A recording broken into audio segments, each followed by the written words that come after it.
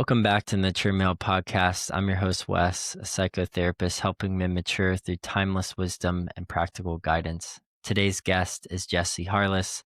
Jesse is the host of Entrepreneurs in Recovery podcast, a psychedelic experience curator, keynote speaker, therapist, nervous system coach, and trauma-informed facilitator specializing in mental health and addiction recovery. He holds a master's degree in clinical mental health counseling, is a certified 5 trauma-informed facilitator, and HeartMath certified trainer. Jesse is also the best-selling author of 2 transformational books, If Not You, Then Who, and Smash Your Comfort Zone with Cold Showers. He takes an integrative and holistic approach to healing from trauma, PTSD, and addictions, working with heart-centered leaders, purpose-driven organizations, and individuals ready to break through the limitations and live with purpose. Jesse, welcome to the show. Thanks for being here. Hey, Wes. Thanks for having me. And a fun fact for you listeners, this is the 3rd time we have tried to do this. So we're going to try to make it happen because we need to start with your story. You know, it's so remarkable going from standing before a federal judge for narcotics possessions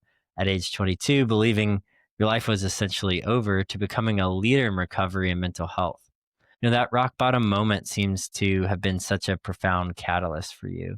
Can you walk us through what that transformation looked like from the inside? And what were some of the pivotal realizations and practices that shifted you from more that survival mode into someone who now helps others reclaim their power and to live with purpose? Yeah, thanks for the question. So it's a question I often get asked. About 20 years ago, 22 is when I was court ordered into Alcoholics Anonymous and court ordered into therapy and court ordered into a few other things. But before we go there, I mean, the story starts obviously in childhood. And there was a severe fracture wound that happened at 3 years old with my dad leaving. And when he left, he was in a car accident, which left him in a coma for 22 days. And they were going to pull the plug on him. Now, just to let you know, I was 3, so I didn't really have a lot of conscious say or thought in this. My dad pulled through, but he left. He was gone. He moved into a different state with his mother. And that was the last time I would actually have any type of relationship with him. He did come back one time, but he wasn't right. And then I had no relationship with him for 17 years. He stayed alive for 17 years.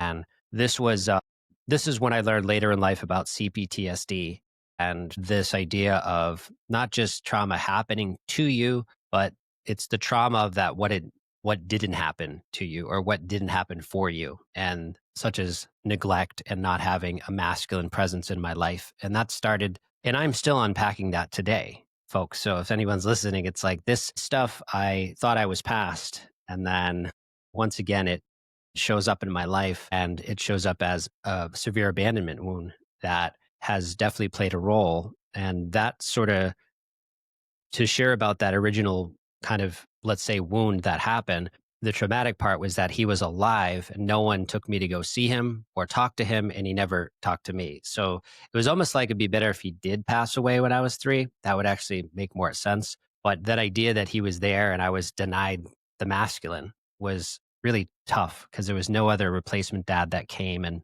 so I'm not trying to share this as a victim. I'm just trying to share this as me even understanding the severity of that. And so with that said, at 18, I'll just kind of jump right into the next part is I flunked out of college. I had been messing with drugs, including alcohol, which I think is the worst drug. And I ended up having this idea when I flunked out of college that, the road was going to be rough from here. And I ended up getting a job and losing that job. And then I eventually did the geographical cure and moved to Florida. And at 22, it was kind of like the rock bottom. The rock bottom was there. And, and mind you, like, why did all this happen? And I think that's the key. And one of the things that Dr. Gabor Mate talks about is don't ask why the addiction, ask why the pain. I was in tremendous emotional pain. And at 22, it all came to a head when I was arrested, and I was arrested for ordering Oxycontin that was being shipped to me. And I was obviously utilizing it to self-medicate so that I could feel normal and feel any type of feelings that I wanted to feel. So when that happened, the judge ordered, I had a court-appointed lawyer. So the judge ordered me to go to AA and ordered me to have a court appointed therapist. And so I share that, the court appointed therapist, because this was the first time I started to understand the power of co regulation. And co regulation is something that even to this day that I realize is one of the most important aspects of my journey of healing and addressing these original, let's call them fractures, wounds, injuries. And so I was really grateful and blessed that the court appointed lawyer I had was an older woman, because I had a really challenging relationship with my mother, to put it mildly. And in many ways, I blamed her for my dad not coming back or not having her take me to see him. And so there was a very deep rooted resentment. And so having this older woman as my therapist, court ordered, she slowly held a really grounding presence that allowed me to dump all these things that I had never had been able to share or even understood, because she was asking incredible questions and holding space in a neutral way that was empathetic. So I'll just leave it there for us to continue. Yeah, I think what strikes me in that is this woman really did something radically simple and just creating the space and asking the questions. And many men listening might say, well, yeah, I've, been through a lot, or this was really difficult. Obviously, your case seems to be on the more intensely, end of the spectrum for sure. But nonetheless, many men come to their adulthood with a lot of deep wounds. And I have found minimize and really rationalize those things away. Yeah, it was tough, but, fill in the blank, or it wasn't that bad, or yeah, shit happens and you move on.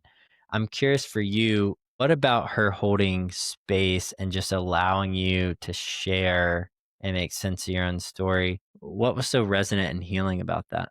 I think it's a rare gift to be able to sit with a person and be neutral, but yet hold a grounding presence where you're not trying to edit their story. You're not trying to edit or add to what they should do, what they shouldn't do. You're just holding a space and asking great questions and doing it in a way that the person's feeling received.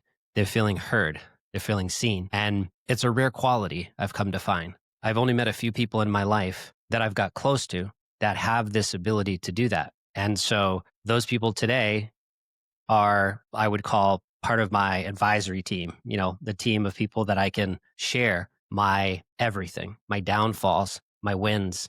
Because that's the thing, having someone in my corner that will be there when I mess up, to put it mildly, is essential. And so that ability to be an empathetic witness and hold the space for all of the things that I was not even understanding of myself is a rare quality. And you don't have to be a therapist. Absolutely don't have to be a therapist to have those qualities. There's so many amazing people that have those qualities of holding that presence and that grounding space for people. So I think that was part of her success with me. Yeah. I appreciate you naming that trait that doesn't need to be confined to being a therapist. And you and I both are. So that might be kind of strange that we're kind of like, oh, yeah, you don't need that. But I think it's an important point to make. And I'm curious, if a guy hears that and he says, okay, if I don't need to be a therapist, fair enough. Well, what qualities would I need? Where should I start in learning some things that may be similar to hold a similar space for myself and my friends? What would you say? Yeah, it really starts with what I just mentioned, which is sitting in curiosity, holding back reservations of when you feel uncomfortable with what someone's saying or you feel uncomfortable with something you don't understand, is to sit with your own body as you feel that uncomfortability without saying anything, or even be super vulnerable and saying, hey, when you say these things that you're doing or didn't do, there's something in my body that makes me uncomfortable. And I just want to be vulnerable about that. And I want to be upfront and start to have this vulnerability in this conversation, because I think a lot of people are uncomfortable with someone's success or even someone's trauma. And I think to be able to just hold a grounding presence for someone with curiosity, noticing what's coming up in your own body and breathing through that as you're holding space for someone, and then be able to remain curious of what's maybe being triggered in you or what is coming up in different ways and shapes and form in yourself. It's that self-reflection and knowing that, oh my God, when that person talked about addiction. I don't agree with addiction. So my body felt that I wanted to debate. And so let me be curious about that. So it's like taking that momentary pause and developing that is a hell of a skill. And I think some of the ways that I have found useful is through meditation. Meditation gives me an ability to pause because I can tell you right now, people who know me, if you watch my podcast, neurodivergent is a term now that you're hearing thrown around all the time.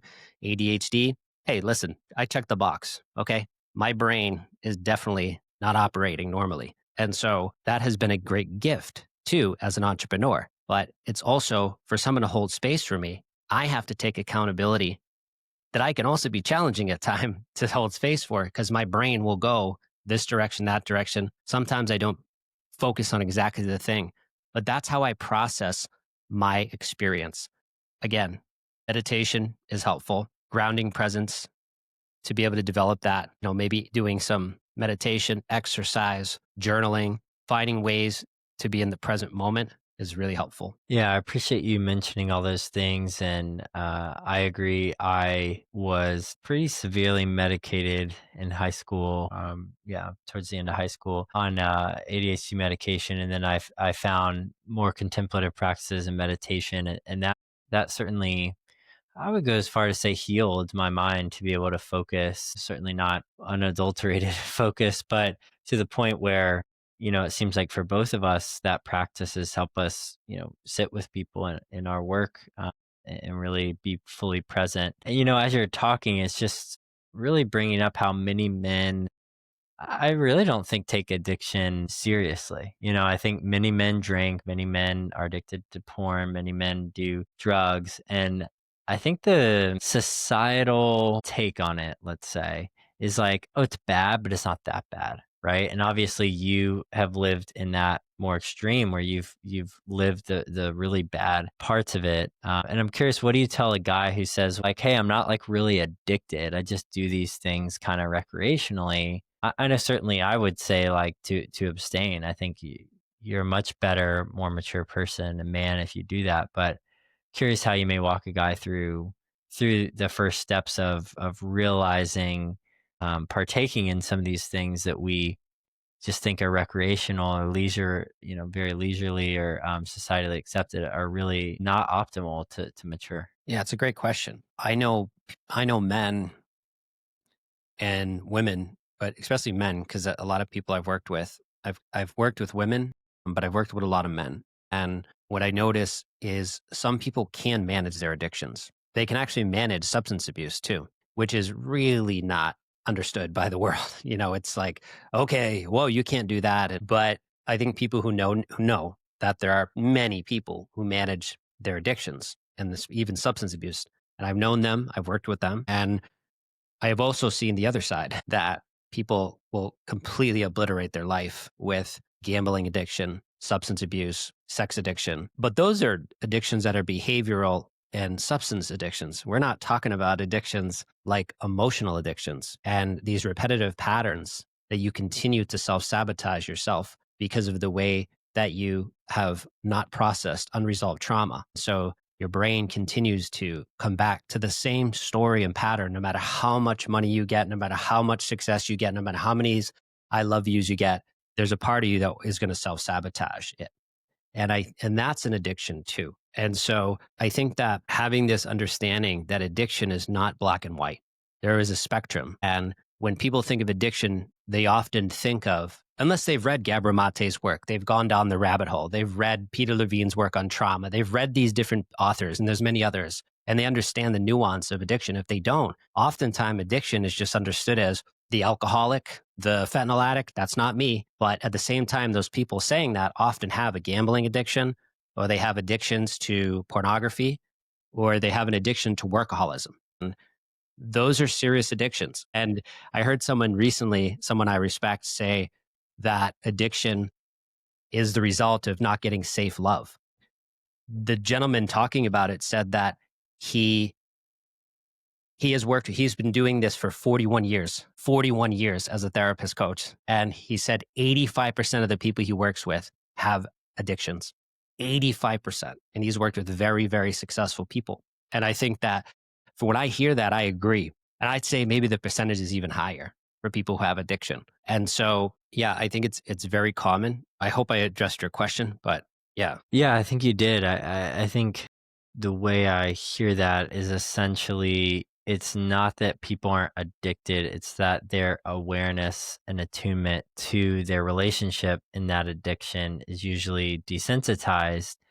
And unfortunately, society looks or measures whether someone's addicted based on essentially like how functional or dysfunctional you are within that addiction instead of just seeing someone's pure relationship to it, right?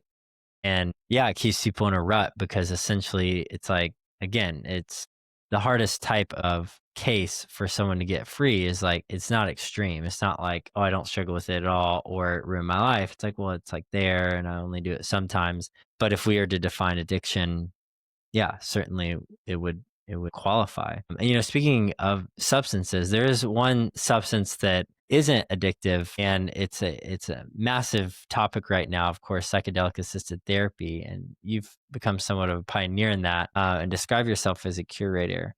There's so much curiosity around it, and frankly, confusion as well. From your perspective, as someone who's both walked through the addiction and recovery on the side of substances and now using other forms as a form of healing and recovery as a professional facilitator, how do you see psychedelics fitting into the broader conversation about mental health, and what approach makes this different from traditional therapy models that you and I both use? Yeah, thanks for the question. I mean, this question is a really big one for me in particular because my world at 22, being arrested and being on federal probation and being tested for drugs for a while meant that any type of psychedelic assisted therapy or any of that was way out of the question. And in fact, in 2005, 2006, that wasn't really the norm, microdosing and all these things that you're seeing.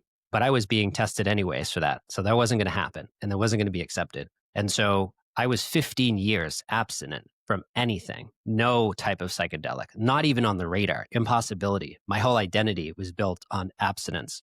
And what ended up happening is 4 years of research and bumping into people like Dr. Dan Engel, who wrote a book called A Dose of Hope and talked about these different types of therapies that I was not going to do. 4 years later, after the research, I had this experience of writing a book called If Not You, Then Who, which was my story of addiction recovery and coming through that with not only things like 12 steps, but all these entrepreneurial things I learned as I was an entrepreneur for about 4 years when I released that book. And so right after I released the book, as the universe would have it, I started to microdose psilocybin. And I never saw that coming. But that's with my research led me to that. And I have paid someone every single week to do integration support for my psychedelic assisted therapy journey. And so I just want to put that into perspective that I didn't just jump in and all these things were great. It was a very, very arduous process. And when I started to really do deeper research and then eventually did a 1-year training in psychedelics called 5, which is 5-MeO DMT information and vital education, which is a 1-year training with over 44 live classes and 2 weeks in Mexico, hands-on training, serving a medicine called 5-MeO DMT and receiving it. I really started to take this a lot more serious because I realized that people were getting injured and destabilized utilizing different psychedelics. And there was huge skepticism. So I just wanted to understand how to keep people safe. And it eventually led to me understanding that these psychedelic medicines are not for everybody. Maybe someone could argue there's so many different ones that maybe there is one for every person. I don't know about that. But what I do know is people who come into my world, a lot of them are coming from a place of entrepreneurship or they're coming from a place of having prior addictions and trauma. And I want to make sure these people are safe. So that's why I call myself a psychedelic concierge or psychedelic experience curator, because I want to share my journey of being all in for 4 years in psychedelic assisted therapy and all I've learned. And I'm always learning and learning from others and interviewing amazing people on my podcast and meeting some of them in person and visiting their centers and some of them even sitting with them in these therapies just so I can continue to understand. So there's a lot to it. And I just want to let people know that my journey wasn't overnight where I jumped into this. There was a really arduous process that led to it. Yeah. Yeah, I appreciate you saying that. Again, going back to, our previous point of conversation regarding how the average person is really desensitized to substances, especially I would say the younger men generation, something like, high school to mid 30s. And now psychedelics is very rampant. I know many people who, it's not even just music festivals. Some people are going out, and a normal night out and taking them, Silicon Valley entrepreneurs microdosing. And I think to your point, it's really important to respect the drug for what it does. And it's not a cure all. Like you said, it's not for everyone. It's powerful enough to respect and to take serious and to prepare for and really have a true sense of like, I'm ready for this and I know why. Like, here's what I want to seek within this thing. Of course, you can't know what's on the other side, but I just appreciate you mentioning that. And I'm curious, do you ever see this being used in some sorts of rite of passage or thresholds for people's lives, or do you see it more like using it in trauma informed stuff, or all of the above? Yeah, definitely all of the above. I mean, obviously, this came from indigenous tribes, indigenous wisdom. So, looking back at how that had evolved over thousands of years, the initiations of these medicines, plant medicines, for sure, there's initiatory experiences that have been happening for eons. And people can utilize psychedelics in really safe settings. Some people actually travel to Africa and they utilize iboga. Some people utilize ayahuasca in Peru, and obviously, they also do it in the United States and all these different places. But I'm just saying there's these initiatory experiences with these plant medicines that happen.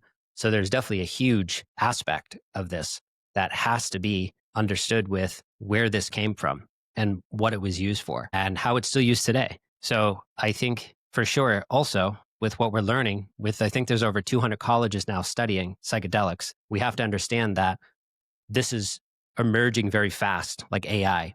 And it's coming to the forefront of how is this going to be utilized and how is it going to be utilized for profit. So we have to understand that there's going to be people who do incredible work underground, incredible work above ground, but there's a lot of legalities and red tape as this gets managed, as it becomes um, more mainstream. I have seen firsthand myself and for people in my life the power of psychedelic assisted therapy for trauma healing and also for expanding consciousness to building a deeper relationship with the self and God, source, whatever you want to call that. I've seen that be an incredible part of this experience of psychedelic medicines. So I think it's kind of like it is a great mystery, a lot of these medicines, but it doesn't have to be uninformed. There's so much information in books now and studies emerging about psychedelics. And so do your research. I would say listen to some of my podcast episodes with some of the guests that I've had on to share their stories and knowing that this is not a panacea. This is not a cure all. And I think if we just have a level head about this and we can do our own research, tune in with ourselves. Why psychedelics? Why am I being called to psychedelics? Why would I do this? Maybe I could start with first meditation. Maybe I could start first with sonic cold plunge. Maybe I could start first with co-regulation with a really good support.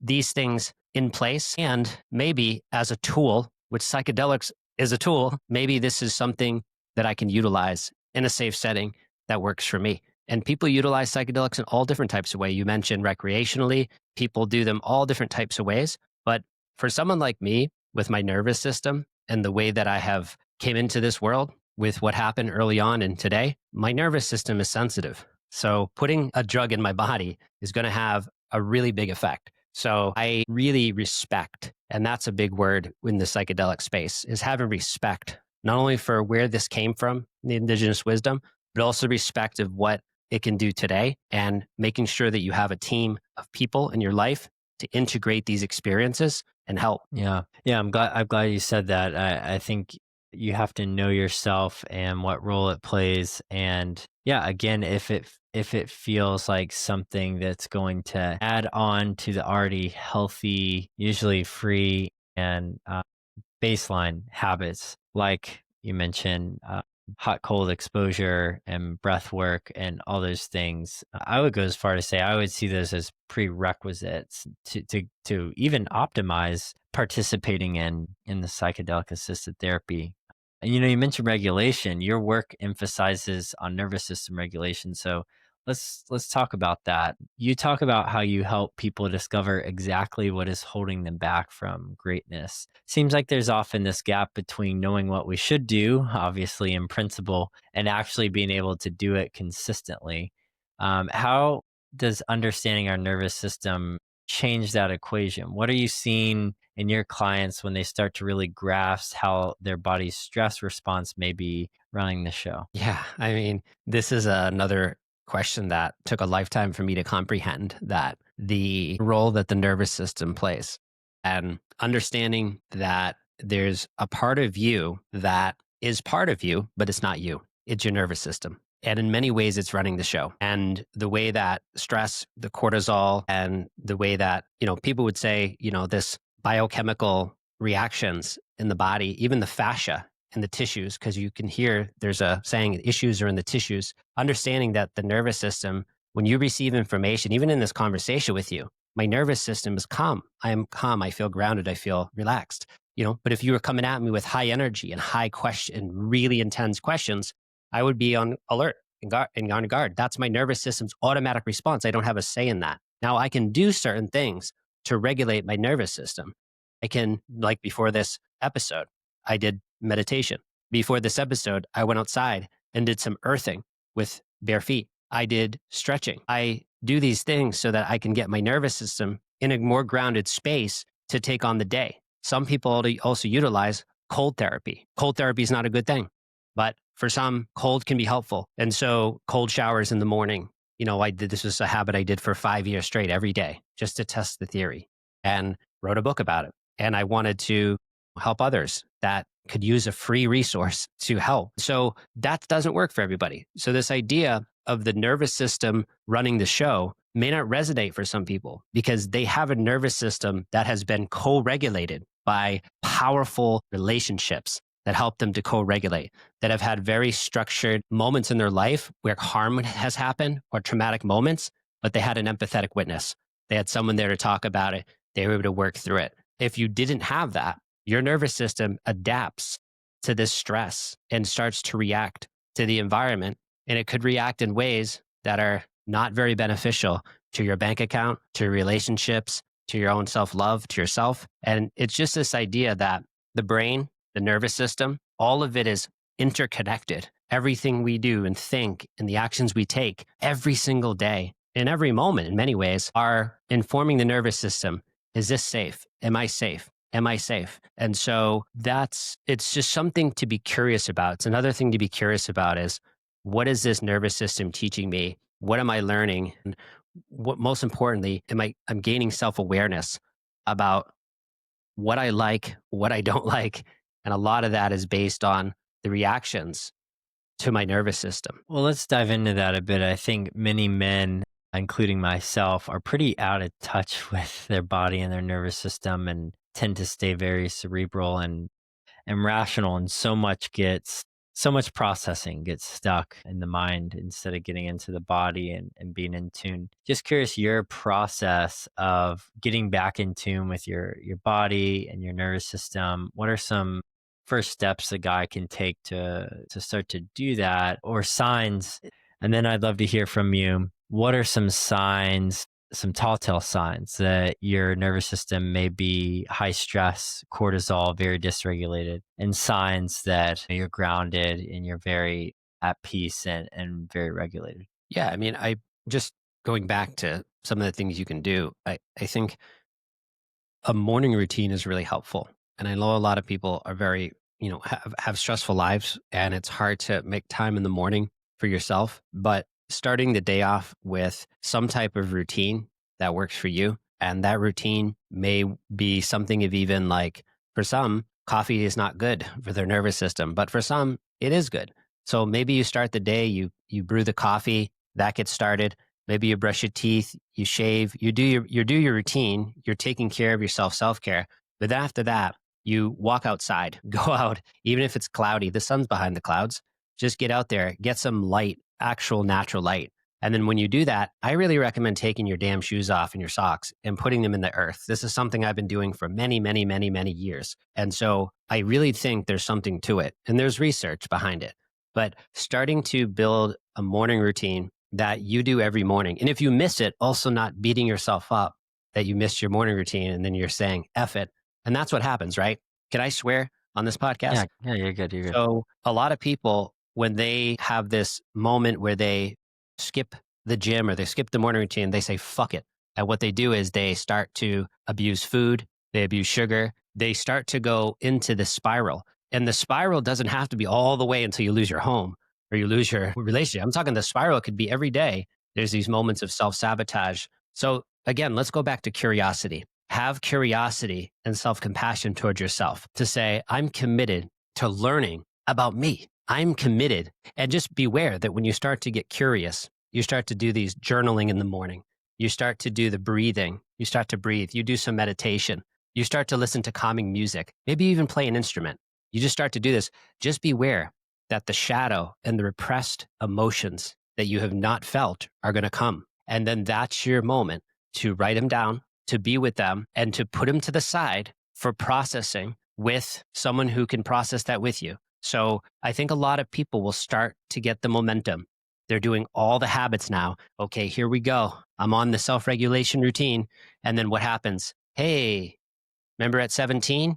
Remember you got denied going to the prom? Maybe this over here, this business failure? Remember that? Remember how you self-sabotaged? That's going to come up. And that's an opportunity for you to be curious, to be with it, to feel the feelings. And I think one of the things I've had to learn the hard way is the power of crying. I am not someone who cries, but now I am. And so I spent most of my life repressing tears. And I can tell you I've cried more times this year than in my whole life, maybe 10 times. And what that's done is this stuff that I'm holding on to and all this unresolved stuff that we're not looking at. When I let out and let that out and cry that out, I literally wake up the next day like I just did some massive psychedelic journey, or I just did some amazing adventure hike, or something that was so good and grounding, or I took a travel vacation. Crying can be that powerful. And so again, that's something I had to learn way later, but I think that can be really helpful for the nervous system as well. Yeah. Yeah. I appreciate you mentioning all those and just stating it's not like a certain personality is more would benefit more from this. I think it's a general understanding of being present with these things. And as you were talking, it made me reflect how my, past and current addictions and acting outs and maladaptive behaviors essentially all come from the pain of loneliness. Like in that moment, I can't bear to be alone, because if I'm alone, then like you said, the memories come back, the insecurities, the pain. And I don't know if it was Gabor Mate or if it was Bessel van der Kolk or someone essentially says, one of the main things the trauma does is it robs you of the understanding that you are still there during the trauma. That essentially, like, you left with the trauma. You didn't mean to, but you abandoned yourself, right? And so you don't think there's a self left when it occurs. And then you come into these moments where you got the morning routine, you're starting to sit in silence and stillness, whether through breath work or meditation, and boom, you get hit with that feeling of essentially abandonment. And it takes, to your point, a repetitive showing up, breathing, and just simply saying, I'm still here. It's not perfect. It might not even be regulated. It might feel uncomfortable, even painful, but I'm not giving up on myself. And then as you do that, that capacity, let's say, regrows back to baseline, what it was, before the trauma happened. And then that builds the baseline for you to handle the capacity to move forward. And then essentially the way I see it is that container is then carried with you throughout your day, so that when you're in a conversation, and let's say at work, and it's uncomfortable, boom, tap into that container. Now you have that capacity to handle that pain. You're in a conflict with your partner or person, boom, that container shows up. But how many of us men are walking around without our containers and capacities because we're just not willing to sit alone, sit with ourselves, and really gift ourselves that ability of presence. which sometimes come through tears, which is the unexplainable grieving or sense of value for what's been lost, but just simply being with ourselves, I find many of us need to do that more. So I'm thankful you said that. Yeah, that's well said. You made me think of too of dopamine addiction, and I think that's one that is in 2025. It's got to be one of the most pervasive addictions because we have now AI, we have AI girlfriends, we have TikTok, Instagram, we have so much to capture our attention and steal our attention that could be utilized. That 10 minutes that you took scrolling, it's no judgment. I do the same, but the 10 minutes you took scrolling TikTok or YouTube shorts, you could have put that into self regulation, something for yourself that was healthy. And I think that's another thing that I'm seeing a lot, and I've personally struggled with for sure, and my clients absolutely, is what is grabbing your attention? Is it your own choices and you choosing to slow down, disconnect from technology, get into nature? Or is it literally you are stuck in the stress of survival, staying in survival mode to survive, to make the ends meet, to seeing the world coming to an end, to seeing all these things happen, and you're just scrolling, you're doom scrolling, you're finding ways to numb out with dopamine addiction and technology. And so that's another thing that I wanted to bring up because I see this becoming incredibly common is this idea of just blasting your dopamine with technology instead of reading a book or finding a way to lift your spirit, to learn and gain knowledge, to build this part of your brain, the prefrontal cortex, and start to get that executive functioning in your own control so that you can say no to that, yes to this, be able to take over some self ownership, sovereignty, get some of your freedom back. And what I'm seeing now is attention is being just stolen by all of these technologies, which is intentional. So taking back your power, stepping out into nature, learning some type of guided meditation or meditation practice or whatever it is, contemplation, prayer, whatever word you want to use something that you can come back to the self compassion to get to know yourself. Because I'm noticing, even me living here in Costa Rica, it's so easy for me to get lost in the technology. And, I have to be still conscious of that. And I am. But I paid a dear price for, and I'm sure people can relate to this because we're not even aware of how much time and how many times we do this. Looking at our phone, look at like we can't, and I'm talking adults in their 70s, adults in their 50s, especially the younger generation. Let's not even get into that. So that's something also to be aware of is this idea of dopamine addiction and paying attention to what is taking your attention. Yeah, I'm glad you said that. I resonate with that. I have struggled historically with it and am going on, I think, about 4 years, almost five, with no social media essentially besides YouTube, the podcast. Congrats. Thank you, man. And, I feel a lot more clear headed. And I was on a hike earlier today with some buddies, and we were talking about this question like, do we really need to know everything that's going on in the world? And we were kind of bringing it back to this point that uh, the men that we would consider wise throughout history tend to be before the internet was born, primarily because they just were bored more, or they did have to read because that was the entertainment. And I'm not saying they didn't have their own issues for sure. But I think it points to exactly what you're getting at essentially, which is unless you know that you have control over it and it doesn't have control over you, which you and I know both working, experiencing addiction, that we often fool ourselves to think that we're more in control than we do, AKA, we don't realize how much we're scrolling. There really is no benefit. And my experience has been that, I think more women do tend to genuinely connect over social. They see this kind of higher level of touch point as a form of connection and friendship. But to many of the guys, I'm like, you're really not connecting with other people. You're just simply consuming. And I love your ideas along with breath work of, to pick up an instrument. You said that earlier. I'm a big believer in, so much of our life is consuming the porn, consuming the social media, consuming the substances, consuming, all these things. And instead, what if you started to replace all those consuming based actions and behaviors with generative creative based? So it doesn't mean you put on a beret and pick up an art, you know, brush and you start painting, but it can look like many different forms. But essentially, are you being generous with your life and your body, your mind, your spirit? And I think that would go a really long way. And like you said, give yourself grace and understanding. Of course, we all fall prone to that.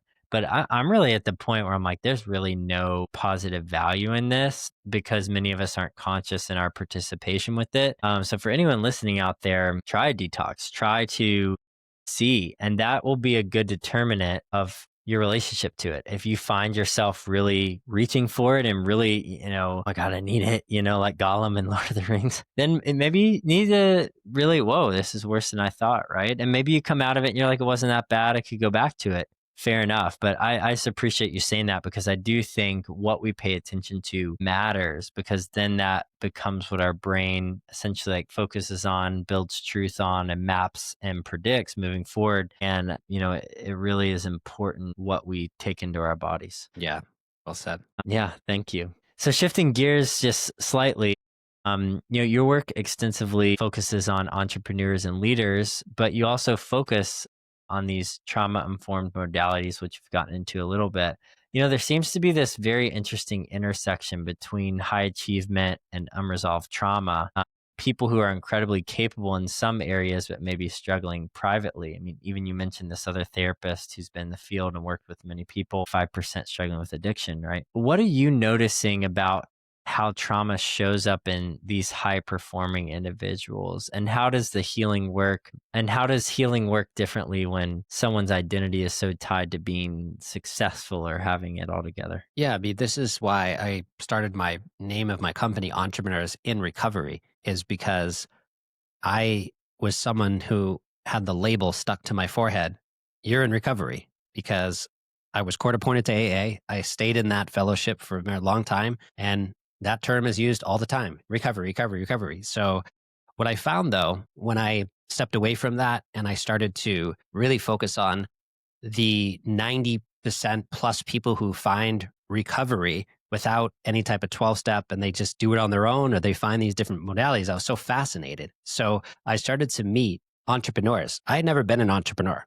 People in my family were not entrepreneurs, but I had the fascination as I moved up in my job. I was like more because I was reading books and I was listening to these people like Jack Canfield and the Success Principles and all these different books. And I was like so fascinated by this idea of entrepreneurship that when I left my job, I was like, okay, and I sat in meditation and that's what came to me was entrepreneurs in recovery because I want to understand how entrepreneurs who have a story of recovery, I'm not talking about from alcohol. I mean, from like workaholism, from trauma, from all these things that they get hooked on. How are they operating at such a high level? And in the early days, it was people like, there's a gentleman named Joe Polish, and he has a platform called Genius Network, but he's very dedicated to recovery. And he talks about his story of trauma and how his trauma early on really shaped who he was. And it became a part of his story. But then that led to these incredible decisions and gifts to be one of the most successful entrepreneurs in the world. And so it's so interesting to see how the trauma that happened early on turned into a gift of resilience, a gift of being able to, when the pressure's on, to persevere and pull through. And also finding great mentors. He's a great example of finding incredible mentors. And that's also for me, that's been true, is later in life, I found really good mentors. And so I think that the correlation between addiction and entrepreneurship is really high. And I also think the correlation between trauma and entrepreneurs is really high. I don't know the percentage, but I would say that it's really high. And I've kind of dedicated my life in many ways to understanding these people who are entrepreneurs who have a background of trauma and they're in their own recovery process. And that can look wildly different for each entrepreneur of what that recovery looks like. But it's a real fascination and something that I'm still interviewing people on my show and learning about people's stories and recovery processes that they found that, I can tell you, I've known really successful entrepreneurs over the last several years that their main wound of trauma is why they became so successful. And so I think it's a great conversation and discussion for sure.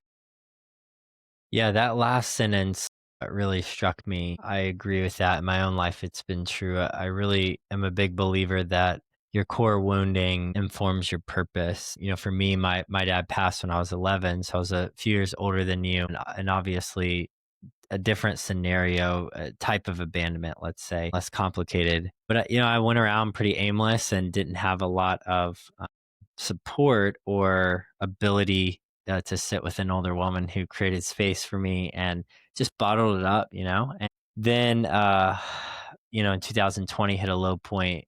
That's when I became a therapist, really turned it around. But it's been interesting since then to go to the opposite end of the spectrum from going to this kind of like aimless, super victim mindset and just as long as I feel good, I'm good, into this overly ambitious person who's very rigid, and I've had trouble being flexible. And I think one of the beautiful things is that me starting this podcast, so much of it came out of the wounding in my own life and not having that guidance and support growing up that I feel like I want to try to extend to many young men who are developing. But I appreciate what you're saying within that is there is another side of the coin, which is okay, like, yes, you can be successful, but I never want it to be a reaction to the trauma. Like the wound both informs the purpose, but it can also like crystallize the purpose, like from an idolatry or like a defense mechanism perspective, essentially. Like I'm looking to be successful in order to almost avoid being with my wound. And I'm sure you work with guys in that really complicated relationship, right? Because the very thing that's caused success and livelihood and purpose and meaning is also the very thing that at times can really, really kind of get you to skirt around feeling those things from the past. Absolutely. I mean, there's just to look at the through line of my own life. It has been absolutely shaped. My decisions have been 100% shaped by the early woundings and what I was denied access to. And I ended up becoming a therapist, studying psychology, dedicating my life to this idea of recovery and helping other people to find a path that would work for them. And why did I do that? That's a response to the early wounding and what happened. And I do try today really hard. And I mean, I don't want to be rigid. I don't like every waking moment, but I really ask myself, what do I actually desire? Like, what art do I actually want to create instead of being so focused on, I have to succeed. I have to do it. It's like, that's going back to the wounding. That's going back to the survival mode. I want to get out of that. And I want to ask myself, how can I be more creative? Like you mentioned earlier, how can I find my own paintbrush to start to paint? Maybe there's other things I like besides therapy and doing all this work and psychedelic assisted therapy. There's all these other things. So it's really getting to know thyself, getting to know myself more. And what do I desire? And we talked offline about surfing, and I discovered surfing in October of last year.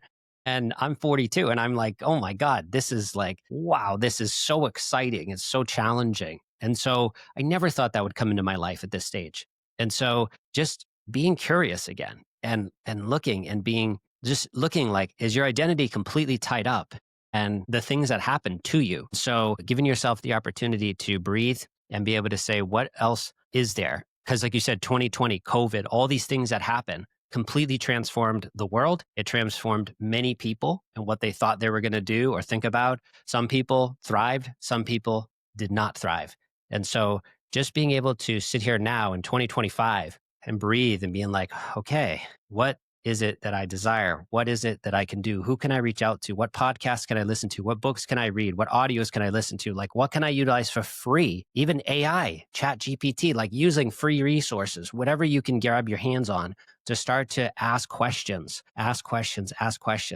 become curious, reach out to people who are doing things that you want to do. And as I get older, I realize like I was so stuck in a box of rigidity and I want to break out of that box and see what else is here. Maybe I end up being a 50-year-old competitive surfer. I don't know. Like I'm terrible at surfing, but what I'm saying is just allowing these things. Like one of my friends, he was one of the guests on my podcast. He ended up becoming a professional pickleball player. He was not a pickleball player, but in his 50s, he had these transformative moments and boom, now he's playing pickleball. He never played pickleball. So I think that's probably an extreme example for him to go from where he was to professional pickleball, but it's just an example of this is a great mystery. We don't know what's going to happen. We have no idea how fast AI is going to move. We have no idea what is going to happen. So to be able to find ways to self-soothe, to ground yourself, to ask these questions of what do I desire? What is running the show? Is it my nervous system? Is it like what is really running the show? And be able to just be honest with that, be vulnerable,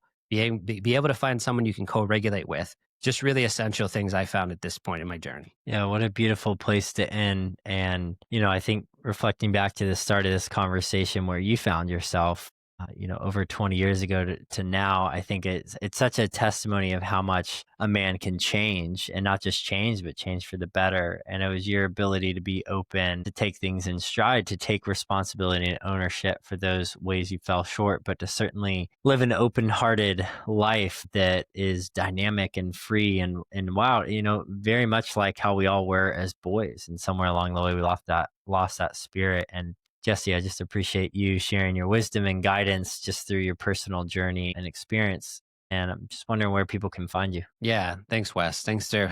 This has been a pleasure. You're a great host. See my nervous system feels nice and regulated, and I appreciate this experience with you today. Yeah, people can find me, I don't know, Entrepreneurs Recovery Podcast, Spotify, YouTube, or you can go to jesseharless.com and check me out there. Reach out. Love to talk to you if it makes sense. Yes. And if you're ever in Costa Rica, grab a wave with them. Yeah, if you're coming to Costa Rica, let me know. We'll go hit we'll hit some safer waves than what's been happening here. Some big waves lately. Totally. Well, thank you again. And guys, until next time.